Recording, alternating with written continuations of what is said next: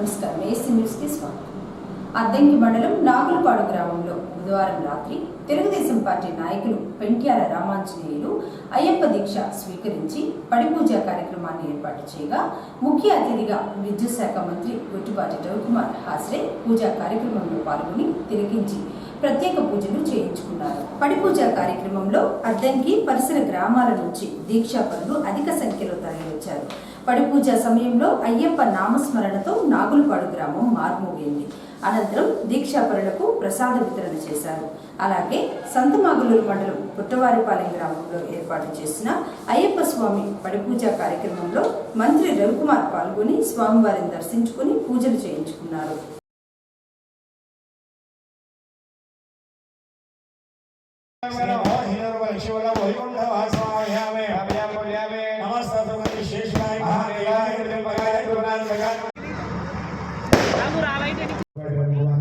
స్వాగతం సుస్వాగతం చెప్తూ హరిహరం అయ్యప్ప స్వామి వారి అనుగ్రహంతో నిండు నూరుగా చల్లగా ఉంటూ రాజ్యాశక్తిని అభిలాషని రాజకాంక్షని రాజయోగాన్ని కూడా ఇవ్వాలని ఆ మణికంఠుడి సేవకుడిగా దాసుడిగా గురుస్వామిగా శతమానం భవతి శతాయు పురుష సురేంద్ర ఆయుష్యస్తూ రాజయోగ ప్రాప్తసిద్ధిస్తూ మనోవాంఛాస్తూ మణికంఠ స్వామి పరిపూర్ణ కరుణ కటాక్ష సిద్ధిరస్తు.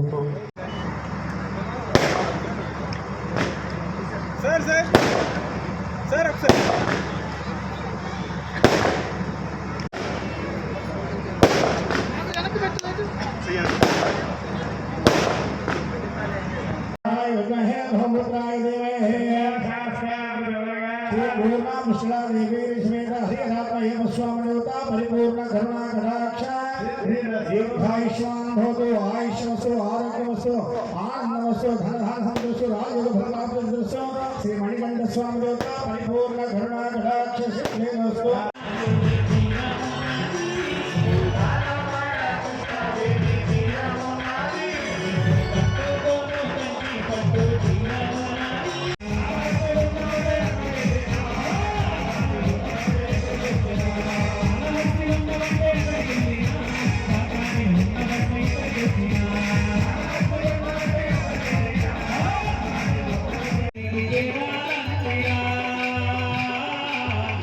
Very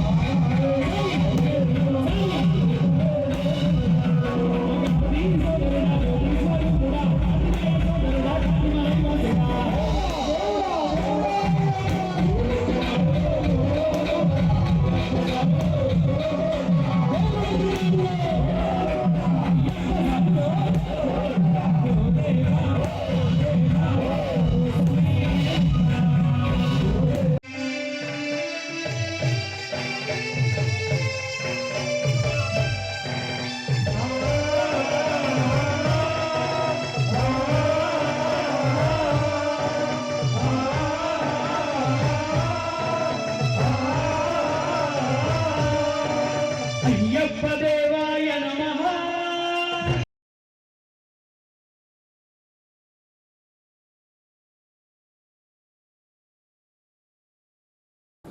పుస్తక పఠనం సాహిత్యంతోనే స్వాతంత్ర సమరంలో బ్రిటిష్ నియంతృత్వ పోకడను ఎదిరించేలా సామాజిక చైతన్యాన్ని నింపిన గ్రంథాలయ ఉద్యమం, ఆ ఉద్యమంలో పాల్గొని త్యాగమూర్తులకు జోహార్లు అర్పిస్తున్నారని గ్రంథాలయ వారోత్సవాల కార్యక్రమం నిర్వాహకులు మన్నం త్రిమూర్తులు అన్నారు. 58వ గ్రంథాలయ వారోత్సవాలలో భాగంగా గురువారం అద్దంకిలో సుమారు 200 మంది విద్యార్థులతో పుస్తకంతో నడక ర్యాలీ కార్యక్రమాన్ని నిర్వహించారు. గ్రంథాలయం నుంచి మున్సిపల్ కార్యాలయం, పాత బస్టాండ్ సెంటర్ మీదుగా బంగ్లా రోడ్డు వరకు ర్యాలీ జరిగింది. అద్దంకి గ్రంథాలయంలో నవంబర్ 14వ తేదీ నుంచి 20వ తేదీ వరకు 58వ గ్రంథాలయ వారోత్సవాలు నిర్వహిస్తున్నారని, శుక్రవారం ముగింపు సభ అద్దంకి గ్రంథాలయంలో జరుగుతుందని త్రిమూర్తులు చెప్పారు. గ్రంథాలయం భవన నిర్మాణంకు అందరూ కృషి చేయాలన్నారు. 58వ గ్రంథాలయ వారోత్సవాలు, 58వ జాతీయ గ్రంథాలయ వారోత్సవాలు. ఇది 1968లో ఇందిరాగాంధీ గారి టైంలో నుంచి ఆ రోజు నుంచి ఈ రోజు వరకు జరుగుతూ ఉంది. ప్రతిరోజు కూడా ఒక అంశం మీద, ఒకరోజు పిల్లలకి వ్యాసరచన పోటీలు, అలాగే ఎలక్ట్యూషన్, క్విజ్, అలాగే నిన్న మహిళా దినోత్సవం, నిన్న ఇందిరాగాంధీ జయంతి సందర్భంగా మహిళా దినోత్సవం, అట్లాగే ఆటల పోటీలు అన్ని కూడా ఈ వారం రోజులు. ఎందుకు ఇలాగా దాదాపుగా 57 సంవత్సరాల నుంచి కూడా ఎందుకు గ్రంథాలయాల వారోత్సవాలు జరుగుతున్నవి? ఎందుకంటే మనిషి పుట్టుకతో సంఘజీవి, మనిషి పుట్టుకతో సంఘజీవి కాబట్టి నలుగురితో కలిసిమెలిసి జీవించాల. జీవరాశులన్నింటిలో కూడా హావభావాలు వ్యక్తపరిచే అదృష్టం ఒక మనిషికే దక్కింది. జీవరాశిని కాపాడమని ఆ ప్రకృతి కానీ భగవంతుడు కానీ ఒక మనిషికి అవకాశం ఇచ్చాడు. మనిషిగా బ్రతకటమే కాకుండా జీవరాశిని బ్రతికించేలా ప్రకృతి సృష్టిస్తే తను బ్రతుకుతూ అత్యాశతోటి జీవరాశితో పాటు ప్రకృతిని కూడా సర్వనాశనం చేస్తున్నాడు మనిషి. వీటన్నిటిని కూడా అధిగమించాలంటే మనిషికి జ్ఞానోదయం కావాలి. జ్ఞానోదయం కావాలంటే మనిషి ఏం చేయాలా? పుస్తక పఠనం చేయాలా. బాల్యం నుండి మనిషి చనిపోయే వరకు కూడా నేర్పుకుంటేనే వెళ్ళాలి. మనిషి చనిపోయేవాడి వరకు కూడా. ఆ విధంగా అన్ని డిగ్రీలు చేసిన మనిషి ఎవరంటే డాక్టర్ బిఆర్ అంబేద్కర్ గారు. ఎందుకని డిగ్రీలు చేశారు? మన రాజ్యాంగ రచన నిర్మాత ఎవరు? డాక్టర్ బిఆర్ అంబేద్కర్ గారు. ఎందుకు ఆయన గుర్తు చేసుకుంటున్నాం? అంత జ్ఞానం ఉన్నా కూడా ప్రతిరోజు కూడా చనిపోయే వరకు చదువుతుంటేనే నేర్చుకుంటేనే ఈ సమాజానికి నేర్పుతూనే ఉన్నాడు డాక్టర్ బిఆర్ అంబేద్కర్ గారు. అందుకే ఈ రోజు ఆయన మహానుభావుడు. భారతదేశ వీళ్ళకి ఎవరు బాధ్యులు అని మనము చెయ్యి పెట్టి చూపించే అవసరం లేదు. ప్రతి పౌరుడికి తెలియాలి. మీరు కట్టే ఇంటి పన్నులు మున్సిపాలిటీకి గ్రంథాలయం పన్ను కూడా ఉంటుంది. ఈ నిజం మనందరికీ తెలియాలి. ఈ నిజం తెలియకుండా మనం గ్రంథాలయం కావాలి అంటే ఎవరింట్లో డబ్బులు ఎవరు ఖర్చు పెట్టరు. ఈ పద్ధతి ద్వారా మనము త్వరలో ఒక మంచి ఆధునిక గ్రంథాలయాన్ని నిర్మించుకుంటానికి ప్రస్తుతం ఉన్నటువంటి రాజకీయ ఉద్యములందరూ కూడా మన గ్రంథాలయానికి స్థలం ఇవ్వడం జరిగింది. కాబట్టి మీరందరూ కూడా ఈ విషయం తెలుసుకొని అతి త్వరలో ఎవరికి తోచిన పద్ధతిలో వాళ్ళు సహకరించి గ్రంథాలయాన్ని సాధించుకున్నందు వల్ల ఒకటి తల్లిదండ్రులకి ఆర్థికంగా ఒక మంచి వసతి ఏర్పడుద్ది. ఈ రోజు లేటెస్ట్ టెక్నాలజీలో మన పిల్లలందరినీ ఉన్నతంగా చదివించాలని ప్రతి తల్లిదండ్రులకి ఉంటుంది. కానీ ఇంట్లో అంత ఆర్థిక వసతి లేనందువలన వాళ్ళకి కావలసిన పుస్తకాలు కానీ లేక ఆధునిక ఎలక్ట్రానిక్ పరికరాలు, ల్యాప్టాప్స్ కానీ కంప్యూటర్ సిస్టమ్స్ కానీ దొరకవు. కాబట్టి మీరు ఏకతాటిగా ముందుకొచ్చి ఆధునిక గ్రంథాలయం ఏర్పడాలి మన అద్దంకిలో అనే విషయం మనసులో పెట్టుకొని సహకరించినప్పుడు మన పిల్లలు రాబోయే కాలంలో గొప్పగా కోరుకున్న తీరానికి చేరగలుగుతారు. కాబట్టి మీరు అందరూ ఇక్కడ ఉన్నా లేకపోయినా పిల్లలైనా సరే తల్లిదండ్రులకు తెలియజేసి ఎక్కడ అవకాశం దొరికితే అక్కడ గ్రంథాలయం యొక్క ప్రాముఖ్యత చెప్పి సాధించుకుంటారని మనస్ఫూర్తిగా కోరుకుంటున్నాను.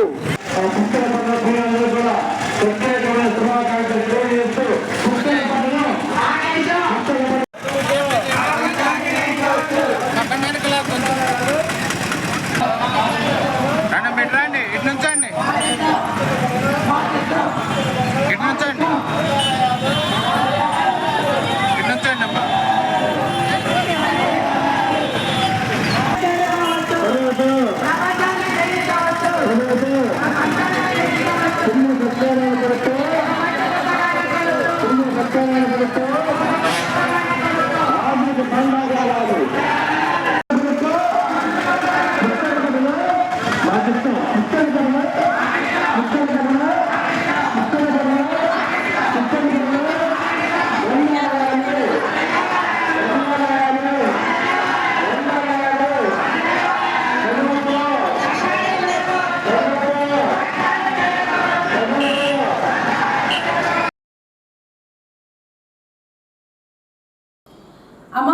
సందర్భంగా సింగరకొండ శ్రీ ప్రసన్నాంజనేయ స్వామివారి ఆలయంలో గురువారం స్వామివారికి కదలి ఫలర్చన ఎంతో వైభవంగా జరిగింది. ముందుగా స్వామివారికి నిత్యం జరిగే అభిషేకాలు, పూజలు జరిపి ఆలయ ప్రదక్షిణ తదుపరి అర్చకులు 10 ఆవృతములుగా 10,000 అరటి పండ్లతో ప్రసన్నాంజనేయ స్వామికి కదలి ఫలర్చన జరిపారు. కదలి ఫలర్చనలో దాతలు, భక్తులు పాల్గొని తిలకించారు. అనంతరం స్వామివారిని అరటి పండ్లతో అలంకరణ చేసి మహానివేదన, పంచహారతుల కార్యక్రమం నిర్వహించి భక్తులకు తీర్థ ప్రసాదాలు వితరణ చేశారు. నేటితో కార్తీక మాసం పూర్తయిందని శుక్రవారం పోలీస్ వర్గం సందర్భంగా మహిళా భక్తులు వేకువజామున 3:30 నుండి 5:30 లోపు నదిలో దీపాలు వదిలితే ఎంతో పుణ్యఫలం వస్తుందని అర్చకులు సత్యనారాయణ తెలియజేశారు. సింగరకొండ దేవాలయం శ్రీ ప్రసన్నాంజనేయ స్వామివారి దేవాలయంలో ఈ రోజున కార్తీక అమావాస్య సందర్భంగా శ్రీ స్వచ్చలా సమేత శ్రీ ప్రసన్నాంజనేయ స్వామివారికి ఎంతో వైభవపేతంగా దశసహస్ర కదలీఫల పూజా కార్యక్రమం అత్యంత వైభవపేతంగా నిర్వహించబడుతుంది. ఈ కార్యక్రమానికి అద్దంకి పట్టణ వాస్తవ్యులు కొత్తమాసు రమేష్ గారు, రమేష్ బుక్ డిపో అధినేత, వారు ఈ రోజున ఉభయదాతగా వ్యవహరిస్తూ ఉన్నారు. ఈ యొక్క కార్తీక మాసం అంటేనే చాలా పుణ్యఫలమైనటువంటి విశేషమైన మాసము. లాంటి మాసంలో అందున ఇవాళ గురువారము అమావాస్య రావడం చాలా విశేషమైనటువంటి పుణ్యఫలమైనటువంటి రోజు కనుక 50 మంది భక్తులు కూడా ఈ యొక్క కదలీఫల పూజా కార్యక్రమంలో పాల్గొని స్వామివారిని ఆ కదలీ ఫలాలతో దర్శించి తీర్థప్రసాదాలు తీసుకొని ప్రసన్న ఆంజనేయ స్వామివారి కృపకు మరియు శ్రీ లక్ష్మీనరసింహ స్వామివారి కృపకు పాత్రలు కావాల్సిందిగా కోరుతున్నాము. ఈ రోజున ఈ అమావాస్యతో కార్తీక మాసం పూర్తి అవుతుంది. తదుపరి రేపు పోలీస్ వర్గం అంటారు. కొంతమందికి ఒక చిన్న అనుమానం ఉంది, శుక్రవారం రోజు పోలీస్ వర్గం చేయొచ్చా అని. అయితే ఏంటంటే పోలీస్ వర్గం అనేది పాఠ్యం రోజు చేయాలి, మార్గశిర శుద్ధ పాఠ్యం రోజు చేయాలనేటువంటి నియమం ఉంది. కనుక అందరూ కూడా తప్పనిసరిగా తెల్లవారుజామున రేపు ఉదయం అంటే 21వ తారీఖు శుక్రవారం రోజున 3:30 నుంచి 5:30 లోపు పోలీస్ వర్గ పూజా కార్యక్రమం చేసుకోండి. తెల్లవారిదే మాత్రం పనికిరాదు, ఎందుకంటే శుక్రవారం వచ్చేస్తుంది కనుక అందరూ కూడా ఈ విషయాన్ని గమనించి తెల్లవారుజామున 3:30 నుంచి 5:30 లోపు పోలీసు వర్గ కార్యక్రమం చేసుకొని కార్తీక మాస పుణ్యఫలాన్ని పొందవలసిందిగా కోరుచున్నాము.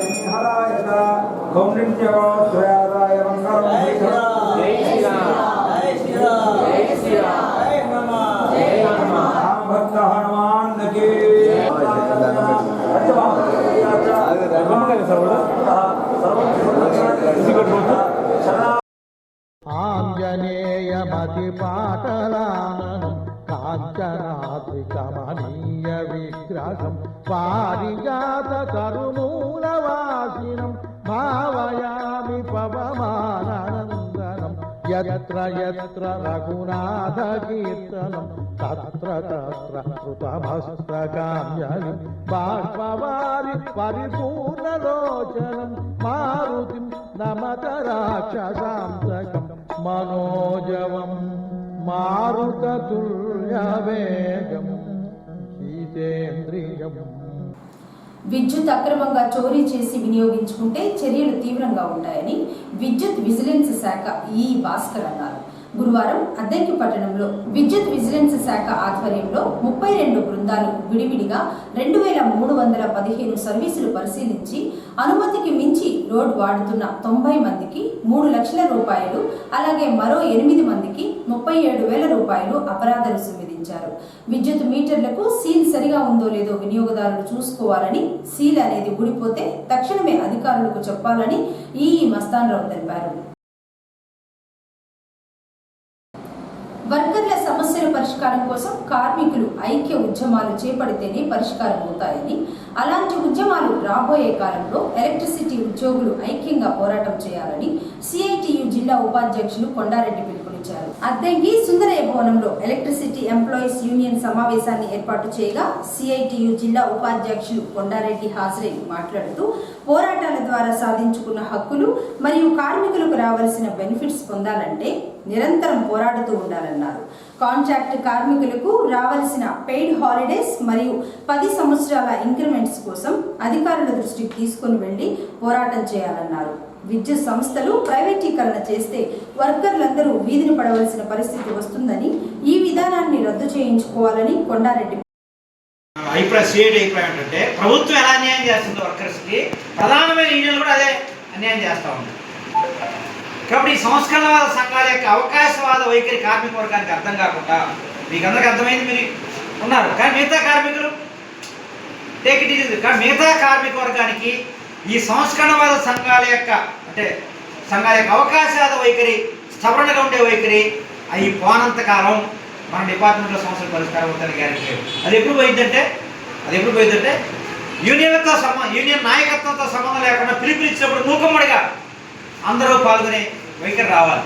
కాబట్టి రాబోయే కాలంలో మనం ఎలక్ట్రిసిటీ డిపార్ట్మెంట్లో మా చేయడం అభిప్రాయం ఏంటంటే ఈ సంస్కరణవాద సంఘాల యొక్క అవకాశవాద ధోరణికి వ్యతిరేకంగా కార్మిక వర్గాన్ని చైతన్యపరిస్తే కార్మిక వర్గంలో ఆటోమేటిక్గా ప్రెజర్ వస్తే ఆ ప్రెజర్ తట్టుకొని కొన్ని విషయాలు పరిష్కారం చేయడానికి అవకాశం ఉంటుంది. కాబట్టి ఆ రకమైన స్టాండ్తో మనం ఈ డిపార్ట్మెంట్ వెళ్దాం అనుకుంటున్నాం. ఏమైనా అద్దెంకి డివిజన్లో చాలా విషయాలు చర్చించుకుంటాం కాబట్టి చాలా సమస్యలు ఉన్నాయి.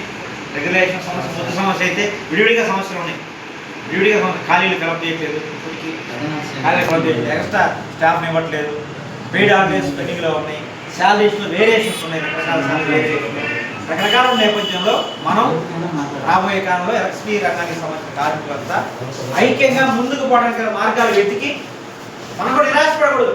ఒకసారి డిమాండ్ పరిష్కారం కావాలి, ఒకసారి డిమాండ్ పరిష్కారం కావాలి. ప్రభుత్వ యొక్క ఆలోచనలు ఎలా ఉంటాయి?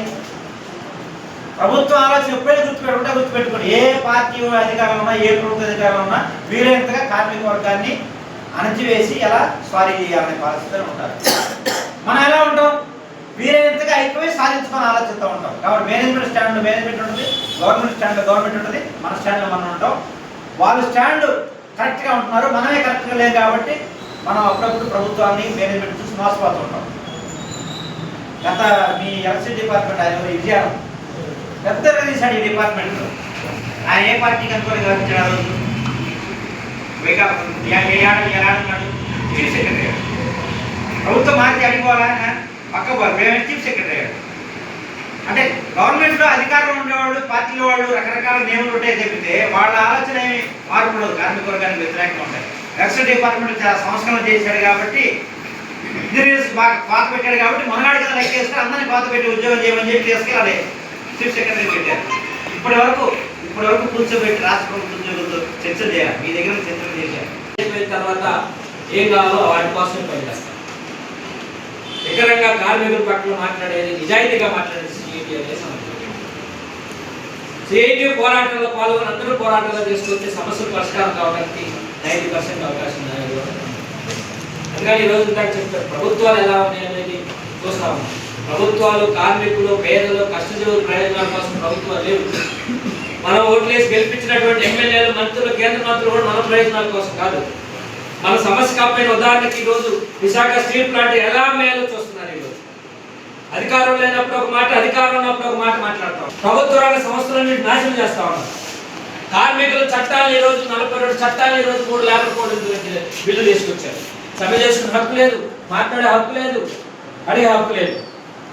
కార్మికులు ఉన్న చట్టాలన్నింటినీ లేకుండా చేసి కార్మికుల్ని గొంతునొక్కేటువంటి ప్రయత్నం కేంద్ర ప్రభుత్వం చేస్తుంటే ఆ ప్రభుత్వం విధానాలు ఈ రాష్ట్రంలో ఉన్నటువంటి అన్ని పార్టీలు, బూర్జువా పార్టీ, ఒక వామపక్ష పార్టీలు సిపిఎం, సిపిఐ, వామపక్ష ఎర్ర జెండా నాయకత్వంలో ఉన్నటువంటి పార్టీలు మినహా వైసీపీ, తెలుగుదేశం, జనసేన మొత్తం అన్ని పార్టీలు వాళ్ళ ప్రయోజనాల కోసం ఈ దేశంలో అదాని, అంబానీ లక్షల కోట్లు ఎలా పోగుపడాలో, వాళ్ళకి ఎలా ఏ దేశం పోగుపడతాయో చేసేటువంటి ప్రయత్నం చేస్తుంది. దానిలో భాగంగా ఈరోజు విద్యుత్ ప్రైవేటీకరణ. పురుగుల మందు విష ప్రభావం మానవ శరీరంపై పడకుండా చూసుకోవాలని అద్దంకి మండల వ్యవసాయ అధికారి వెంకటకృష్ణ తెలిపారు. అద్దంకి మండలం గోవాడ గ్రామంలో గురువారం పొలంబడి కార్యక్రమాన్ని ఏర్పాటు చేయగా ఏవో వెంకటకృష్ణ హాజరై మాట్లాడారు. పురుగుల మందు పిచికారీ చేసే సమయంలో తగు జాగ్రత్తలు తీసుకోవాలని, లేకపోతే పురుగు మందులు శరీరంపై పడటం వల్ల చర్మ సంబంధిత వ్యాధులు వస్తాయన్నారు.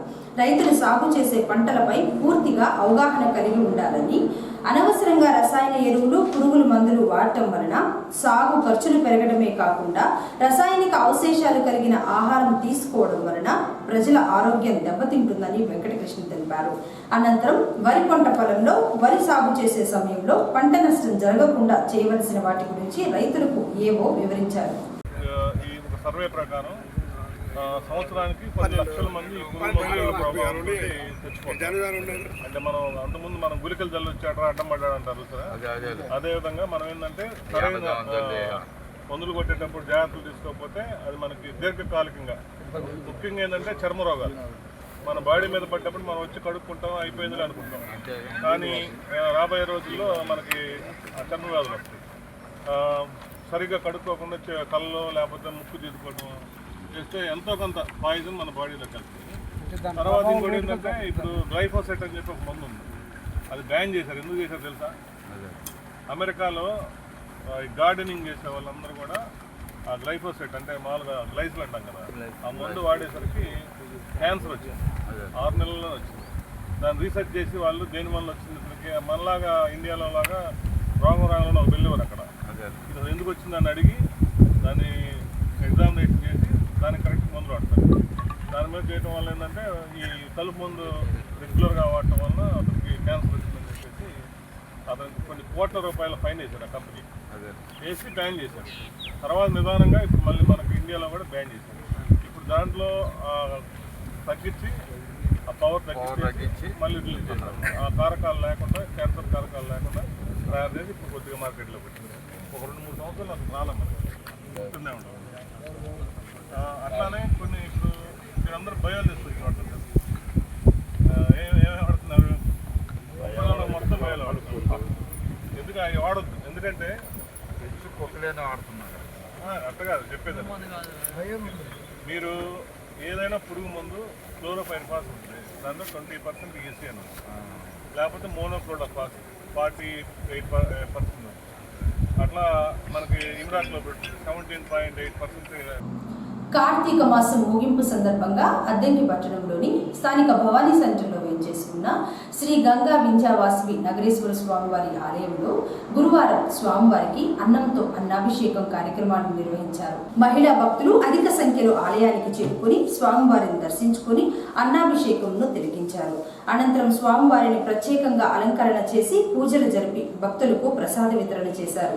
ఈ సందర్భంగా అర్చకులు శర్మ మాట్లాడుతూ, నేటితో ఎంతో పవిత్రమైన కార్తీక మాసం ముగిసిందని, ముగింపు సందర్భంగా ప్రతి సంవత్సరం లాగానే ఈ సంవత్సరం కూడా నగరేశ్వర స్వామి వారికి అన్నంతో అన్నాభిషేకం చేశారని శర్మ చెప్పారు. శుక్రవారం పోలీస్ వర్గం సందర్భంగా భక్తులు వేకువజామున నదీ స్నానాలు చేసి దీపాలు వెలిగించి నదిలో వదిలితే ఎంతో పుణ్యం వస్తుందన్నారు. మన అద్దంకిలో వేయించేసినటువంటి శ్రీ గంగా వింధ్యావాసి సమేత నగరేశ్వర స్వామివారి ఆలయంలో కార్తీక మాస సంపూర్ణం అయినది. ఈరోజు కార్తీక అమావాస్య. ఈ రోజుతోటి కార్తీక మాసం పరిసమాప్తమైంది. ఈ అమావాస్య సందర్భంగా మన 1000 స్తంభాల దేవిలో శ్రీ వింధ్యావాసి నగరేశ్వర స్వామి వారికి ఉదయం పంచామృత అభిషేకాలు, తదనంతరం 8 గంటలకంతా కూడా స్వామి విశేషంగా అన్నాభిషేకం జరిగింది. వివిధమైన ద్రవ్యాలతోటి అన్నాభిషేకం అత్యంత వైభవంగా జరిగింది. తర్వాత పంచహారతులు స్వామివారికి ఏకహారతి, త్రినేత్రహారతి, నాగహారతి, కుంభహారతి, నక్షత్రహారతులతోటి అత్యంత వైభవంగా ఈ యొక్క అన్నాభిషేకం జరిగింది. ఈ అన్నాభిషేకం దర్శించుకున్న వారందరికీ కూడా వారికి వారి వంశానికి కూడా ఎల్లకాలం కూడా అన్నానికి ఎటువంటి ఇబ్బంది కలగదని చెప్పి శాస్త్రోక్తి శివపురాణం. ఆ శివయ్యకి చేసే ఈ అన్నాభిషేకం దర్శించినా, స్వామివారి అన్న ప్రసాదాన్ని స్వీకరించినా కూడా అఖండ ఐశ్వర్యము, ఆయురారోగ్యాలు కూడా నిండు నూరేళ్లు ఆయుష్ కలుగుతుంది. మనకి శివపురాణం కాబట్టి ఈ దర్శించుకొని అందరూ కూడా స్వామి అన్న ప్రసాదాన్ని స్వీకరించవలసిందిగా మరీ కోరుతున్నాం. రేపు పోలి స్వర్గం మార్గశిర పాడ్యమి. రేపు పోలి స్వర్గం సద్ధముగా ఈ నెల రోజులు దీపాలు వెలిగించిన వాళ్ళందరూ కూడా రేపటి రోజున ఆ యొక్క నదిలో ఆ దీపాలు వెలిగించి ఆ పొలంకి జ్ఞాపకార్థంగా దీపాలు వదులుకోవాల్సిందిగా చెప్తున్నాం. రేపు మార్గశిర పాడ్యమి అందరూ తెలుసుకోవాల్సిందిగా మనది.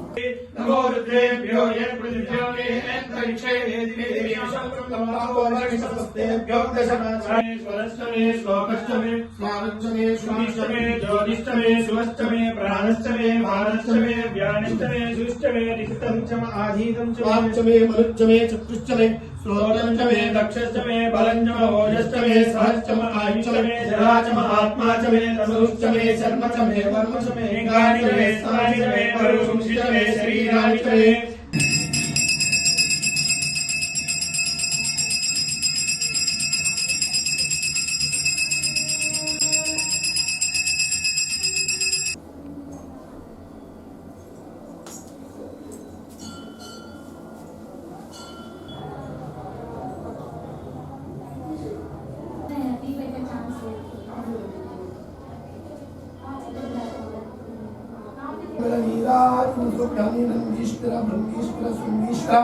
చండీశ్వర వీరభద్రభద్రకాళి కుమార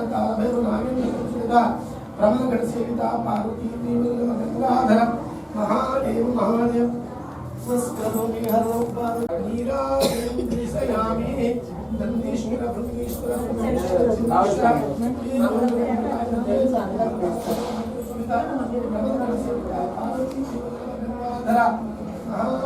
ఓం నమః శివాయ. ఓం నమః శివాయ. ఓం నమః శివాయ. ఓం నమః శివాయ.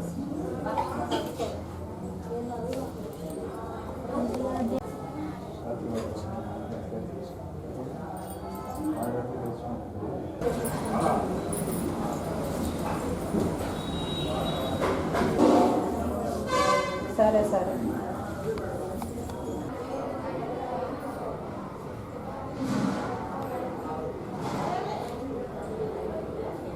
సింగరకొండ శ్రీ ప్రసన్నాంజనేయ స్వామి ఆలయంలో గురువారం హుండీ లెక్కింపు జరిగింది. ఆలయ చైర్మన్ చుండూరి మురళి, ఈవో తిమ్మనాయుడు పాలక మండలి సమక్షంలో హుండీలను తెరిచి పరిపాలనా భవనంలో లెక్కింపు చేపట్టారు. హుండీ లెక్కింపులో దేవాలయం సిబ్బంది, భక్తులు, పాలక మండలి సభ్యులు పాల్గొని లెక్కింపు చేశారు. గతంలో 3 నెలలకు గాను హుండీలను తెరిచి లెక్కింపు చేయగా 40 లక్షల రూపాయలు ఆదాయం రాగా తిరిగి మరలా 3 నెలలకు గాను హుండీలను తెరిచి గుర్తింపు చేశారు. అలాగే సింగరకొండలో ఉన్న మారుతి భవనం గదులకు సందిరెడ్డి రమేష్, సందిరెడ్డి కొండలు కలిసి దుప్పట్లు, ఇతర సామాగ్రిని గురువారం ఆలయ చైర్మన్ చుండూరి మురళికి అందజేశారు. వీరికి ఆలయం తరపున శాలువా కప్పి సత్కరించి తీర్థ ప్రసాదాలు అందజేశారు.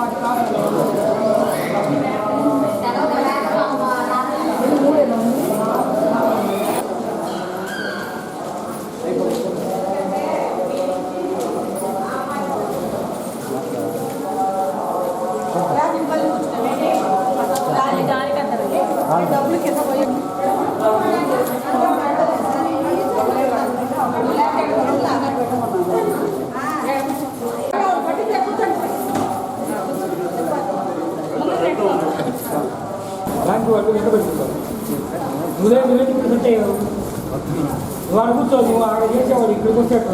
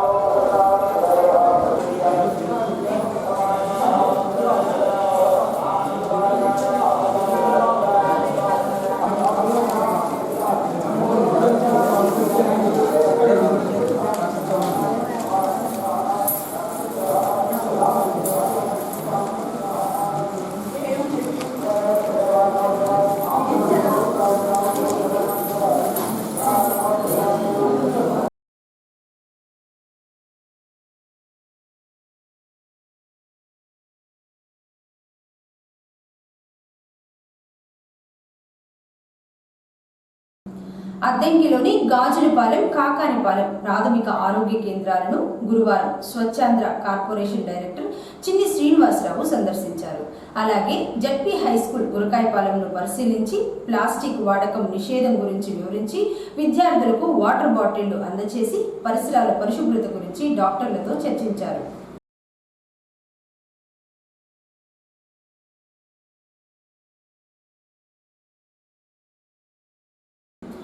విద్యార్థుల కోసం హక్కులు ఉన్నాయని, వాటిని తెలుసుకొని అవసరాన్ని బట్టి హక్కులు వినియోగించుకోవాలని అద్దంకి మండల విద్యాశాఖ అధికారి కెవి శ్రీనివాసరావు అన్నారు. అద్దంకి గురకాయపాలెం జిల్లా పరిషత్ హైస్కూల్లో గురువారం జిల్లా కలెక్టర్ ఆదేశాల మేరకు చైల్డ్ రైట్స్ డే కార్యక్రమాన్ని ఏర్పాటు చేయగా ఎంఈఓ శ్రీనివాసరావు ముఖ్య అతిథిగా హాజరయ్యారు. ఈ సందర్భంగా జిల్లా కలెక్టర్ డాక్టర్ వినోద్ కుమార్ విద్యార్థుల కోసం పంపించిన సందేశాన్ని హైస్కూల్ ప్రధానోపాధ్యాయురాలు సుజాత చదివి వినిపించారు. కార్యక్రమంలో సహచర ఉపాధ్యాయులు పాల్గొన్నారు. గౌరవ జిల్లా కలెక్టర్ గారు మరియు మ్యాజిస్ట్రేట్ అయినటువంటి శ్రీ వినోద్ కుమార్ ఐఏఎస్ గారు బాలలందరినీ ఉద్దేశించి ఒక ఉత్తరాన్ని పంపించడం జరిగింది. ఆ ఉత్తరంలో మీకున్నటువంటి హక్కులు, మీరు చేయాల్సినటువంటి పనుల గురించి తెలియజేయడం జరిగింది. అది నేను చదివి వినిపిస్తాను, శ్రద్ధగా వినండి. ప్రియమైన బాలబాలికలకు బాలల హక్కుల దినోత్సవ శుభాకాంక్షలు. జీవిత ప్రారంభ దశలో ఉన్న మీకు నా శుభాకాంక్షలు. బాల్య వివాహాలను మరియు బాలలపై లైంగిక వేధింపులను అరికట్టడానికి ఈ ఉత్తరం ద్వారా మీ సహాయ సహకారాలు ఆశిస్తున్నాను. ప్రతి ఒక్కరి జీవితంలో బాల్య దశ చాలా ముఖ్యమైనది. బాల్యం ఎన్నో మధుర జ్ఞాపకాలను మిగుల్చుతుంది. బాలల ఆటపాటలు, చదువు సంధ్యలతో మన చుట్టూ ఉన్న ప్రపంచాన్ని అర్థం చేసుకుంటూ ఉజ్వల భవిష్యత్తును నిర్మించుకునే సమయం ఇది. ఈ దశలోనే కొంతమంది బాలలు బాల్య వివాహం అనే దురాచారానికి మరియు లైంగిక వేధింపులకు బలి అవుతున్నారు. ప్రభుత్వం నిర్దేశించిన వివాహ వయస్సు అమ్మాయికి 18 సంవత్సరాలు, అబ్బాయికి 21 సంవత్సరాలు.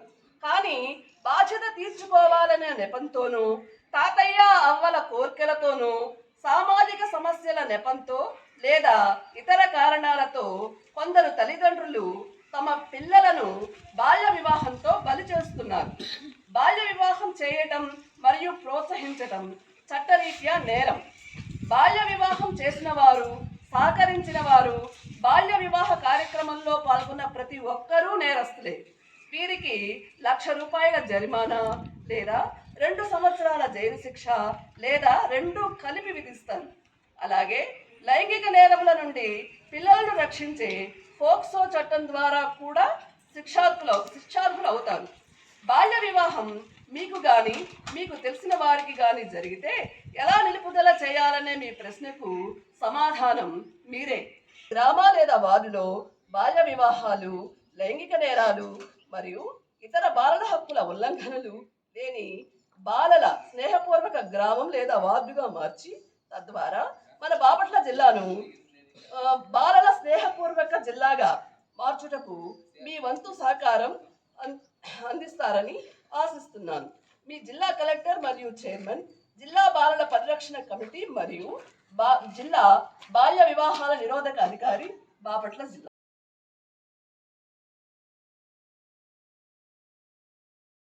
ఏసీ న్యూస్ ఇంతటితో సమాప్తం. నమస్కారం.